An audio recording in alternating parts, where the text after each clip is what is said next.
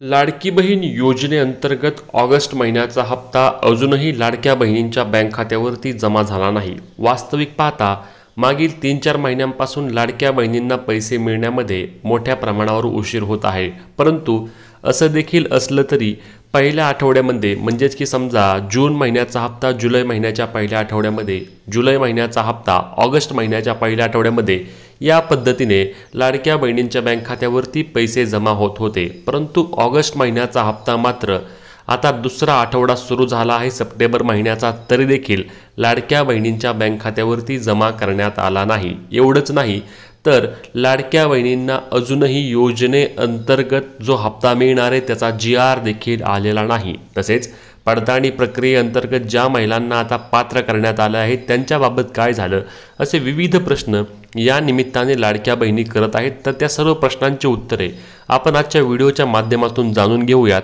नमस्कार मित्रांनो, मी विराज, स्वागत आहे तुमचं आपल्या यूट्यूब चॅनल आणि फेसबुक पेजवरती देखील। आणि सर्वात आधी अशाच कामाच्या माहितीसाठी आणि अपडेटसाठी आपल्या हक्काच्या पेजला फॉलो आणि चॅनलला सबस्क्राईब करायला विसरू नका। चला मूळ मुद्द्याला सुरू करू। तर लाडकी बहीण योजनेअंतर्गत ऑगस्ट महिन्याच्या हप्त्यासंदर्भात आज अथवा उद्या GR येणार असल्याचे महिला व बालविकास विभागाच्या वतीने बोलले जात आहे। मग आता GR येणार म्हटल्यानंतर पैसे कधीपर्यंत जमा होतील, तर यासाठी 15 तारखेपर्यंत लाडक्या बहिणींच्या बँक खात्यावरती पैसे जमा करतील असे बोललं जात आहे।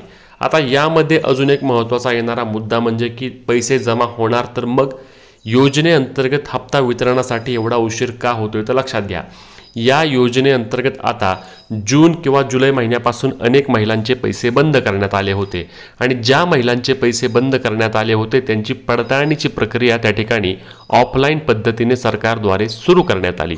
पडताळणी प्रक्रिया सुरू केल्यानंतर यामध्ये काय झालं की अनेक महिलांचं मत होतं की आम्ही सर्व अटी व निकषांमध्ये पात्र असून देखील आम्हाला अपात्र केलं जात आहे।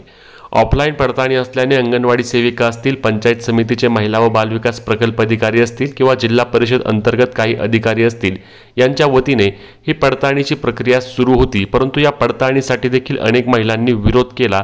अनेक महिला बोलले की आम्हाला योजनेमधून बाद करण्याचा अधिकार तुम्हाला कोणी दिला आहे आणि त्यामुळे पडताळणी देखील मोठ्या प्रमाणावर लांबली गेली किंवा पडताळणी करताना देखील अडचणी आल्या। आता सरकारकडून याबाबत बोललं गेलं की आता सध्या 80% महिलांची यामध्ये पडताळणी पूर्ण होऊन ज्यामध्ये केवळ 15 ते 20% महिला अशा आहेत की ज्या पात्र झाल्या आहेत आणि इतर ज्या 60% महिला आहेत त्यांना योजनेमधून कायमस्वरूपी अपात्र अथवा बाद करण्यात आले आहे। म्हणून मग आता ज्या 10-15% ज्या महिला वाढल्या आहेत की ज्या बाबा अटी व निकषांमध्ये पात्र होत्या परंतु चुकून त्यांना अपात्र करण्यात आले होते, अशा देखील महिलांना सरकारला पैसे द्यायचे आहेत। त्यामुळे यामध्ये काही प्रमाणामध्ये आता निधी वितरणात देखील सरकारला वाढ करावी लागत आहे आणि म्हणूनच या हप्त्याचा GR येण्यासाठी उशीर झाला किंवा हप्ता वितरणासाठी उशीर झाल्याचे बोलले जात आहे। परंतु आता 15 तारखेच्या आसपास लाडक्या बहिणींच्या बँक खात्यावरती योजनेचे पैसे जमा देखील होणार असल्याने काही प्रमाणामध्ये त्या ठिकाणी समाधानाचे अर्थात आनंदाचे देखील वातावरण लाडक्या बहिणींमध्ये पाहायला मिळत आहे।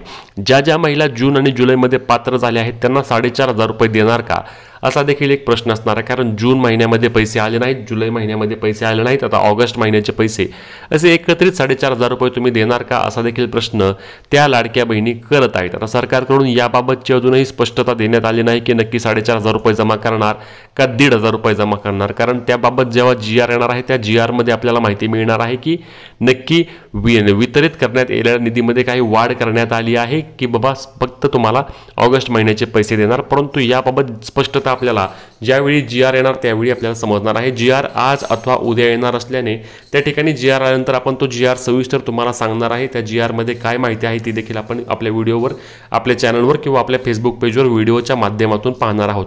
आता याच्या व्यतिरिक्त काही लाडक्या बहिणींचं असं मत होतं की बाबा आम्हाला या योजनेमधून अपात्र केले परंतु आमची पडताळणीच प्रक्रिया पूर्ण झाली नाही। तर तुम्हाला त्या ठिकाणी मी परत एकदा सांगतो की तुम्ही लवकरात लवकर अंगणवाडी सेविका असतील, पंचायत समितीचे महिला व बालविकास प्रकल्प अधिकारी असतील, जिल्हा परिषदचे अधिकारी असतील, महानगरपालिकेचे अधिकारी असतील यांची लवकरात लवकर भेट घ्या। त्यांची भेट घेऊन त्या ठिकाणी तुमची कागदपत्र घेऊन जा आणि कागदपत्र घेऊन त्या ठिकाणी ते तपासणी करून घ्या आणि तपासणीमध्ये तुम्ही पात्र ठरल्यास तुम्हाला योजनेचे पैसे पुन्हा एकदा सुरू होतील। परंतु तुम्ही काहीच नाही केलं तर मात्र योजनेचे पैसे तुमचे कायमस्वरूपी कायमस्वरूपी बंद होतील, कारण तुम्हाला अपात्र ठरवले जाणार आहे. म्हणूनच याच्या व्यतिरिक्त तुमचे कोणतेही प्रश्न असतील तर ते आम्हाला कमेंटमध्ये विचारायला विसरू नका. तसेच ही महत्त्वाची व्हिडिओ जास्तीत जास्त लाडक्या बहिणींपर्यंत शेअर करायला, फॉलो करायला आणि तुम्ही यूट्यूबवर पाहत असल्यास आपल्या हक्काच्या चॅनलला सबस्क्राईब करायला विसरू नका. भेटूया पुढच्या व्हिडिओमध्ये. तोपर्यंत जय महाराष्ट्र.